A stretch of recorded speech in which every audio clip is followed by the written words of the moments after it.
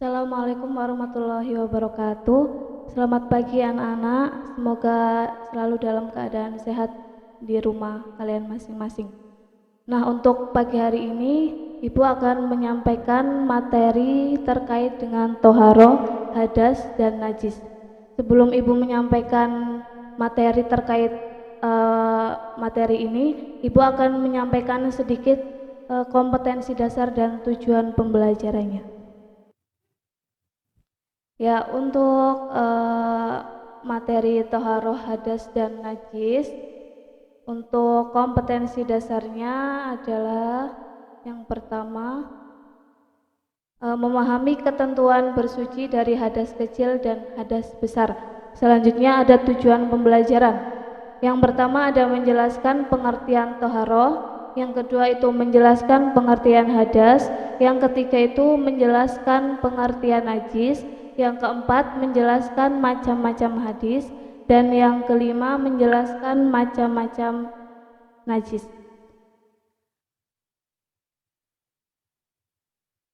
Selanjutnya, apa itu pengertian toharoh? Menurut bahasa, toharoh artinya bersuci dari najis dan hadas, sedangkan menurut istilah adalah menyucikan badan, pakaian serta tempat dari najis dan menyucikan diri dari hadas. Dalam ajaran agama Islam, toharoh atau bersuci merupakan amalan yang sangat penting untuk dipahami tata caranya dan kemudian diamalkan. Setiap muslim yang akan menjalankan sholat disyaratkan untuk suci dari najis dan hadas. Hal ini menunjukkan bahwa sebagai seorang muslim harus senantiasa menjaga kebersihan dan kesucian. Selanjutnya, di sini juga ada dalil tentang toharoh yang ada di Quran surat Al-Baqarah ayat 222. Bismillahirrahmanirrahim. Innallaha yuhibbut tawwabina wa yuhibbul mutatahhirin, yang artinya sungguh Allah menyukai orang yang bertaubat dan orang yang menyucikan diri. Selanjutnya, apa itu pengertian dan macam-macam hadis? Hadis merupakan suatu benda kotor yang menyebabkan seseorang terhalang untuk beribadah kepada Allah, itu najis. Seperti kotoran manusia, kotoran hewan, bangkai, darah, nanah, minuman keras, anjing, dan babi. Contoh ini termasuk tergolong najis. Nah, di sini najis dibagi menjadi 3. Yang pertama itu ada najis muhafafah, yang kedua itu ada najis mutawasito, dan yang ketiga itu ada najis mughaladoh. Apa itu najis muhafafah? Najis muhafafah di sini yaitu najis yang tergolong ringan. Najis yang ringan, contohnya air kencing bayi laki-laki yang usianya belum mencapai 2 tahun dan belum makan atau minum kecuali ASI. Jadi contoh najis ringan atau najis muhafafah yaitu air kencing bayi laki-laki yang usianya belum mencapai 2 tahun dan belum makan apapun kecuali air susu ibu. Bagaimana cara menyucikannya? Cara menyucikannya itu cukup dengan memercikan air atau mengusap air yang suci pada tempat yang terkena najis. Jadi cukup memercikan atau mengusapnya dengan air yang suci. Itu najis muhafafah atau najis ringan. Selanjutnya ada najis mutawasitoh atau najis sedang. Kebanyakan najis ini tergolong dalam jenis najis mutawasito seperti daging, seperti darah, nanah, kotoran manusia atau binatang, muntahan, bangkai, dan minuman yang memabukkan. Nah, ini contoh najis sedang. Selanjutnya, najis mutawasito di sini dibagi menjadi 2 lagi. Apa aja di sini? Ada yang pertama ada najis ainiyah dan yang kedua itu ada najis hukmiyah. Najis ainiyah yaitu najis yang dapat diketahui atau dideteksi dengan indera. Jadi najis yang wujudnya itu kelihatan, itu namanya najis ainiyah. Najis ini dapat diketahui warna atau bentuknya atau baunya dan rasanya. Cara menyucikannya gimana? Cara menyucikannya itu disuci dengan air yang mengalir sampai hilang bau, bentuk, warna atau rasanya, itu najis ainiyah.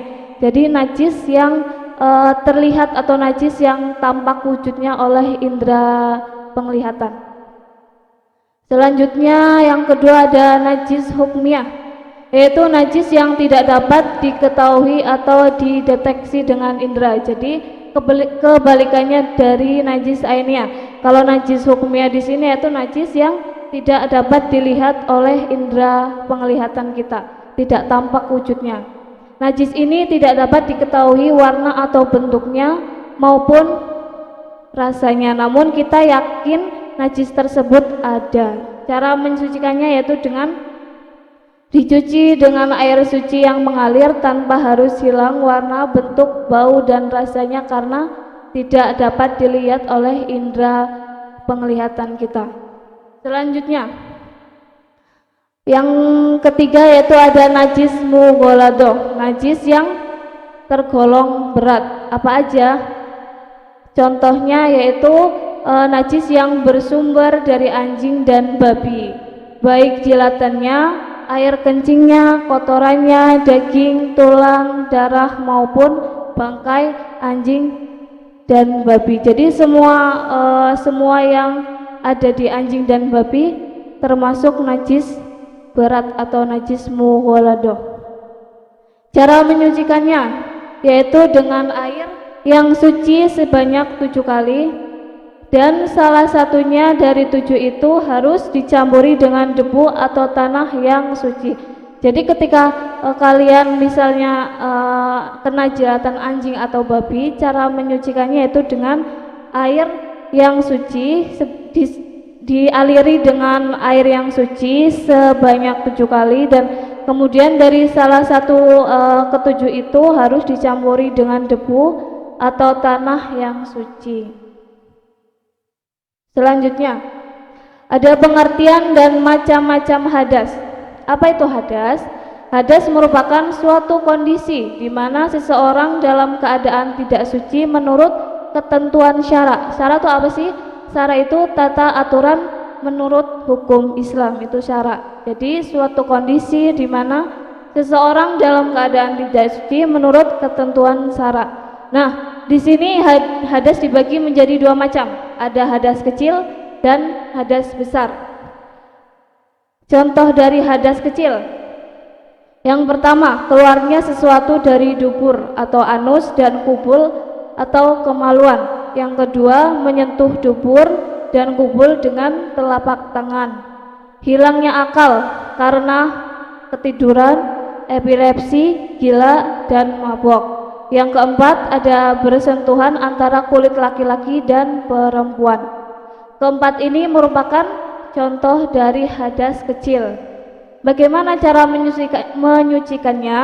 Nah, cara menyucikannya itu dengan berwudu atau boleh dilakukan dengan tayamum apabila orang tersebut berhalangan untuk menggunakan air. Selanjutnya, ada hadas besar. Apa aja contoh hadas besar? Yang pertama itu ada berhubungan suami istri. Yang kedua, datang bulan atau haid bagi wanita atau bagi perempuan. Selanjutnya, keluarnya darah nifas bagi wanita setelah melahirkan. Kemudian keluar mani atau sperma, dan yang terakhir meninggal dunia.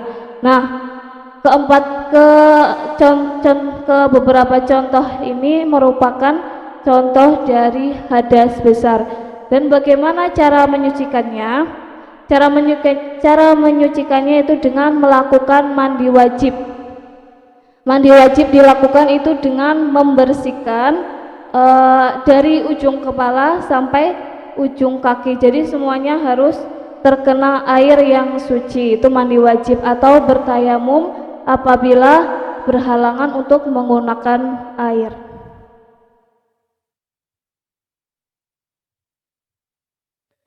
Ya, sekian untuk materi pada pagi hari ini terkait toharoh, hadas, dan najis. Apabila ada pertanyaan, boleh kalian menuliskan di forum Google Classroom atau bisa langsung japri ke Bu Guru. Kurang lebihnya mohon maaf yang sebesar-besarnya. Wassalamualaikum warahmatullahi wabarakatuh.